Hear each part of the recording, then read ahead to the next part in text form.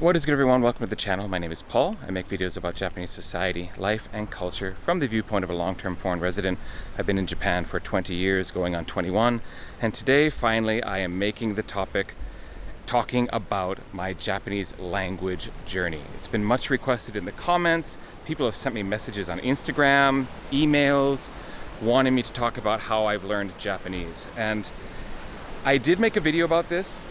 I put it on my Patreon initially for patrons over there, and I do have a Patreon, so if you want to support the channel directly, that is one way you can do it. I do plan to put more videos over there soon. I have 2 videos filmed about the city of Yokohama where I live, kind of trying to showcase parts of Yokohama that tourists don't normally see, and those are going to go on to Patreon first. But today I'm finally tackling Japanese language learning on my main channel, and to be honest, I put it off for quite some time because, well, for the longest time I felt that my Japanese language journey has been so sort of scattershot, so start and stop. It's not been a straight road of just buckling down and studying Japanese, which I think is what people have in their mind when they think of studying Japanese, that it's going to be some kind of really in-depth process that you take some formal classes, get some textbooks, really buckle down and study hard over a certain period of months or years or whatever. My journey is not that case. It's been all over the place. But I realize that there's probably a lot of people who can relate to that, who have a life situation where they don't have the time or the way to just buckle down and seriously study over a length of time. People who have started and stopped and have plateaued and made great progress and then stalled and then had to start again later at a later date. So I feel like I should make this video because I think my experience will be relatable to a lot of people, and I've certainly learned some things along the way that I can give by way of tips and ideas for how you might improve your Japanese learning. Okay, I'm gonna start off by basically just telling my story and sort of elaborating along the way of what I learned through that story. And the first thing I would say is I came to Japan not because I really wanted to live in Japan, and I came to study Japanese not because I wanted to learn Japanese, but because I wanted to live abroad somewhere. And it was my senior year of university when my roommate mentioned that there's this exchange teaching program in Japan that I could apply for, and I did. And I didn't know if I was going to get in or not, so I was taking 1 semester of formal Japanese in my senior year in my university. So I hadn't taken any Japanese up to that point, and I had 1 semester of formal study before I came to Japan, which meant I could read hiragana and katakana script, and I could have some really basic knowledge of some vocabulary, really simple conversations. But I didn't even know how to handle myself when I first arrived in Japan when it came to introducing myself, for example.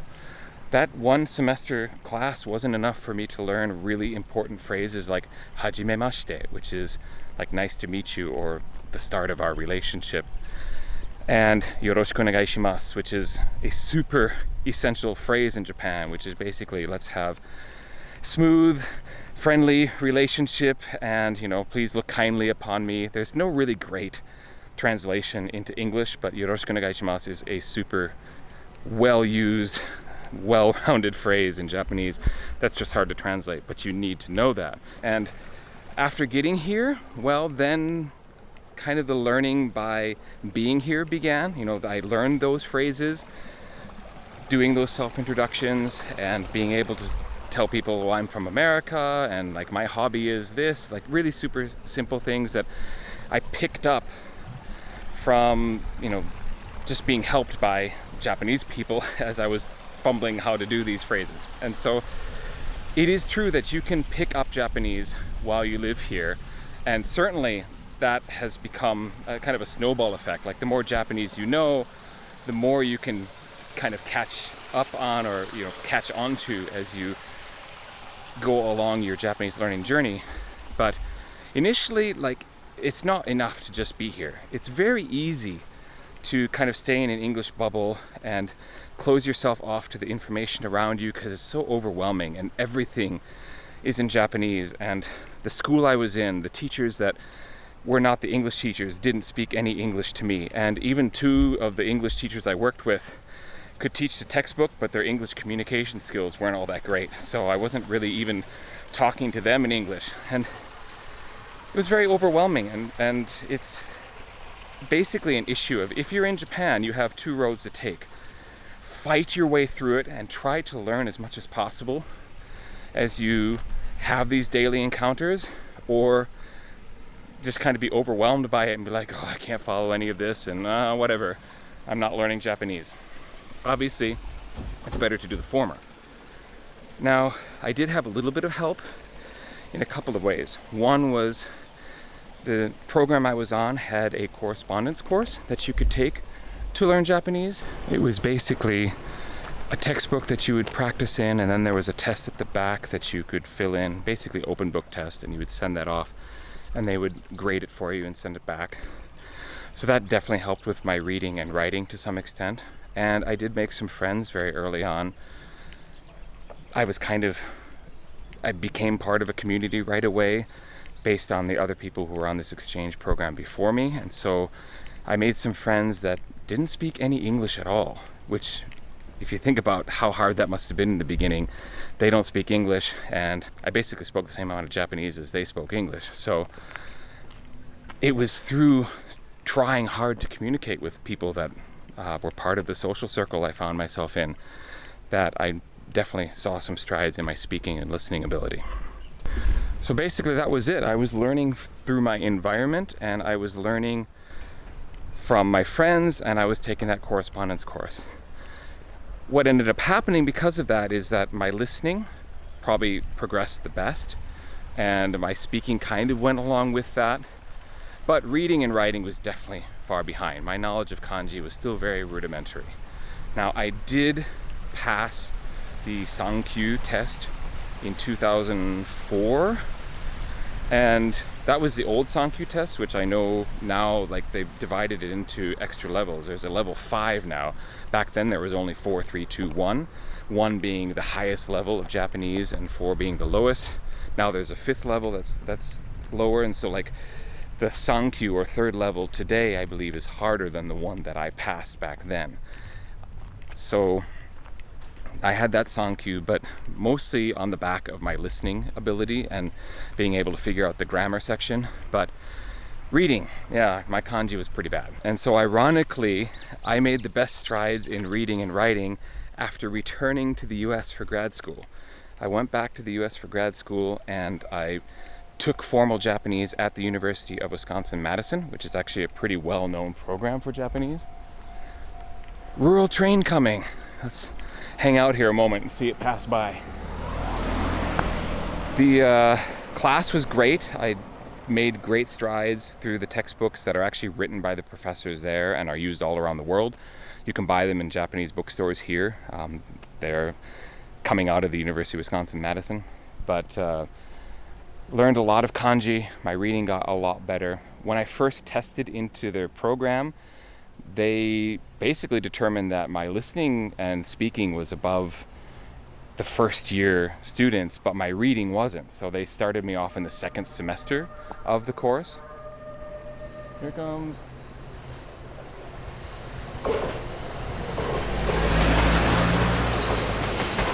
Oh, that's not the rural one, that's the express train. Kawaguchi go all the way into Tokyo.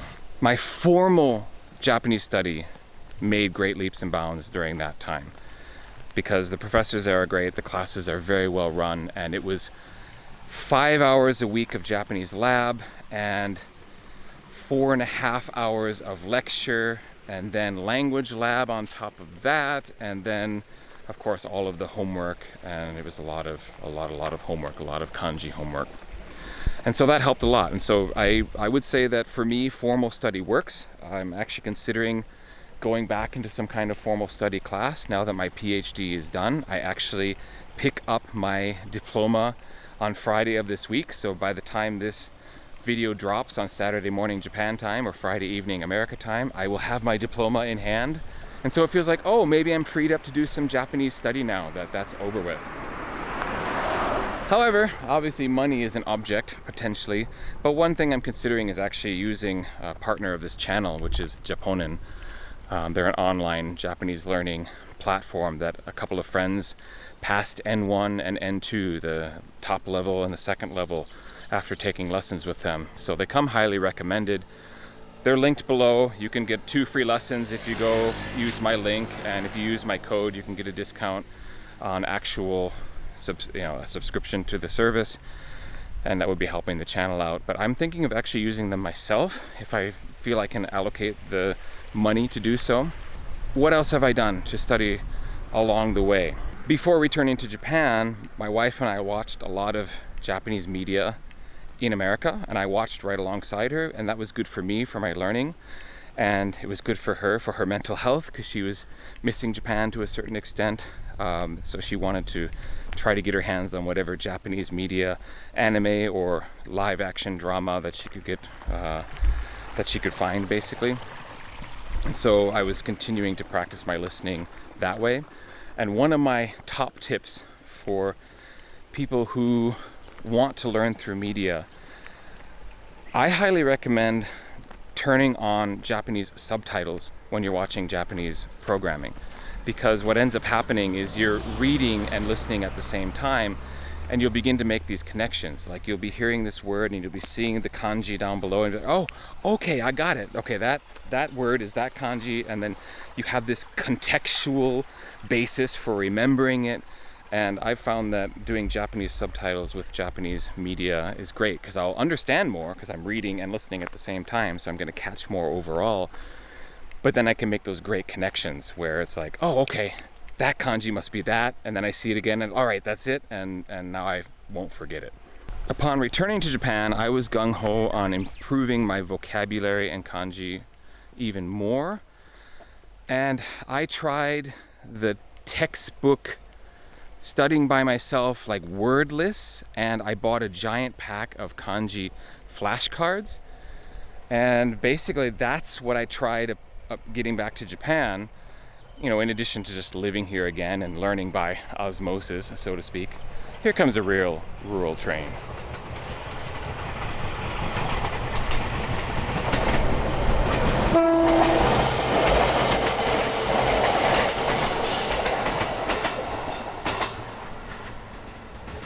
And here's where I hit my first real plateau or kind of setback, which was, that doesn't work for me.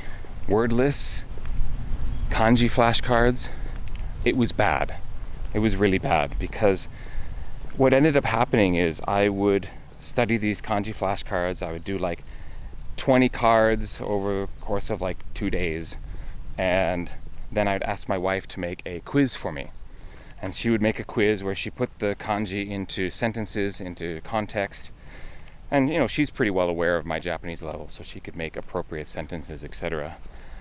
And I was terrible at those tests. And what I figured out what I was doing was I was learning the word lists, basically memorizing the word lists, and I was learning the flashcards rather than actually understanding the kanji and being able to then use it or put it into context.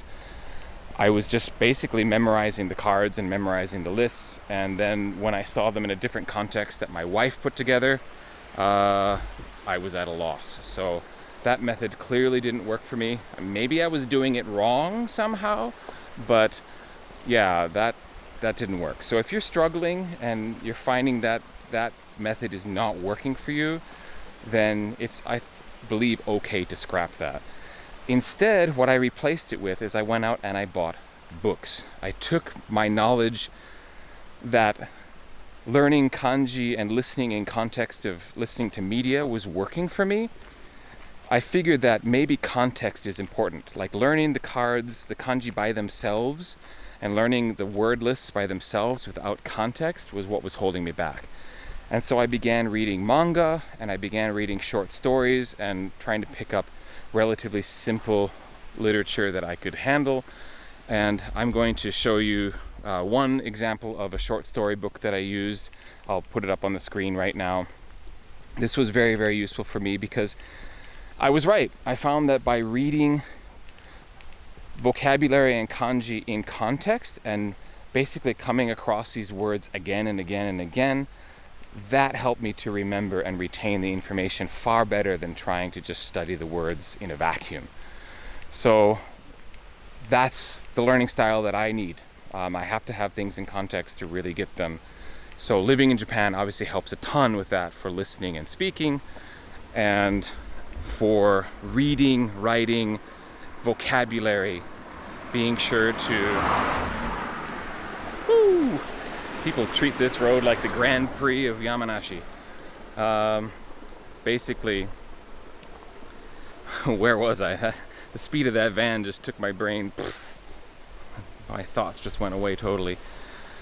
But yeah, so basically approaching it through media that I could learn in context has enhanced my Japanese greatly. Now, where am I now? If I'm being 100% perfectly honest, I'm gonna cut back up this way. Where am I now? If I'm being perfectly honest, well, I'm sure I could pass the new Japanese N3, the third level. I think if I took it today, I'd probably pass it. Especially the listening, I would be perfectly happy with. I'm pretty sure I could get through the grammar, and the kanji might give me trouble still because that has lapsed somewhat during my PhD study. But I'm pretty sure I could pass it. I know for a fact that N2 would be difficult at this juncture because I really need to reboost my kanji. I've forgotten a lot of kanji that I used to know, and there's still a lot of level 2 kanji that I didn't, or I haven't learned yet. So if I'm being frank, like, I don't have the Japanese level that someone like, Dogen, or someone who can work as a translator might have. My Japanese is highly functional for daily life, for daily work, for pretty much any. I'm confident that I can handle myself in any situation that requires Japanese socially. I can take care of business in banks. I can call up call centers and deal with insurance companies, and that kind of stuff. I have no fear when it comes to going into those situations because my Japanese can handle that. Where I need the most improvement is kanji and really formal Japanese language. So the one thing that's held me back is that I've been working for the past 16 years in the same place in a university where I never use Japanese in my work. So I go to work every day, and the language I use with coworkers is English. The language I use with my students is English. The only time I use Japanese is if I go to personnel like HR, or I need to, go to one of the admin offices to take care of something. And then, usually my Japanese is fine for that. But when it comes to like business meetings, formal Japanese, I'm worried to some extent because I'm looking for new jobs now that I have the PhD nearly in hand. And so, like, doing interviews in Japanese, I'm gonna have to definitely get some practice in so that I'm ready for that and can use the formal language for interviews and that kind of polite level of Japanese. I'm not ready to meet the emperor, let's put it that way. I love this place. This is such a beautiful area. But at any rate, basically what I want to get out there is that it's okay to experiment with different methods. If you get stuck in a place and you find you're not progressing, look for a new way to do it, or take a break and come back to it. Maybe try to work in formal lessons here and there if you can find the time and can afford to do so. If you're in Japan, be sure to keep yourself open to figuring things out. Like, every time you see something, you're like, I think I can maybe read that, put it together. Japan, like Japanese, there's this weird thing that you can sometimes read or understand something that's written, but you don't know what the actual vocabulary is. It's not like, if I go to Italy, I can read everything, but I won't know what the words mean. In Japan, sometimes you can recognize the character combination as the meaning, but you don't know the vocabulary, you don't know how to say it. The first time this ever happened to me was the first time I read high pressure gas on the back of a truck. I was like, oh, that's takai, like kanji for high, and that's atsu, like ketsu atsu, like blood pressure. So that's pressure. So that's high pressure, and then gas was in the katakana script. So I'm like, oh, okay, that's high pressure gas truck. Yay. How do you say high pressure? Like, I got the meaning from the characters, but what is it? Is it takaatsu? Koatsu? Like, I just, I had to look it up to get the actual, what you would say in conversation.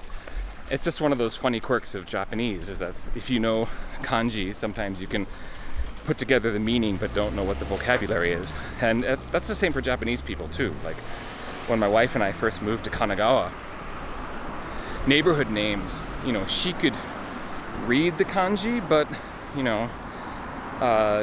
she would hear the car navigation system say, "You are now entering blah blah blah," and she's like, "Oh, that's how you read those kanji together." Okay, so she wouldn't even know how it was read, or how it was said rather, which is one of those things about Japanese that makes it very different from Romance languages, for example.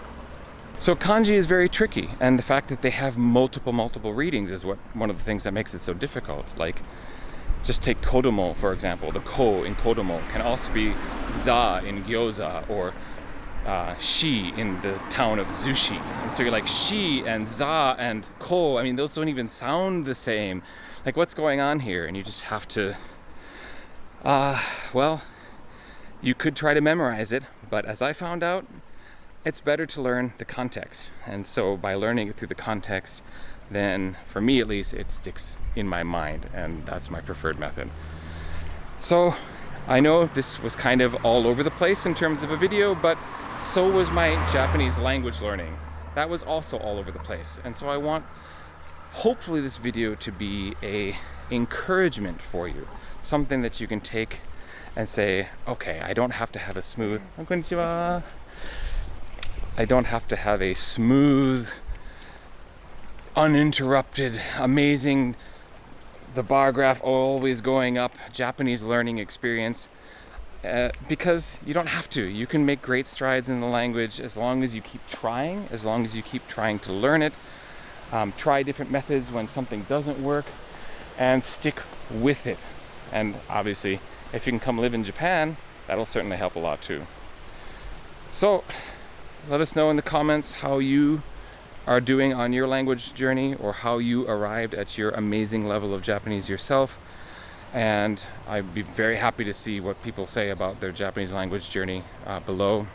Have you experienced something similar to me, where it was, not a straight line from A to B? At any rate, so this video doesn't get too long, I'm gonna stop here. Just once again want to say, hit the like button and subscribe if you haven't already.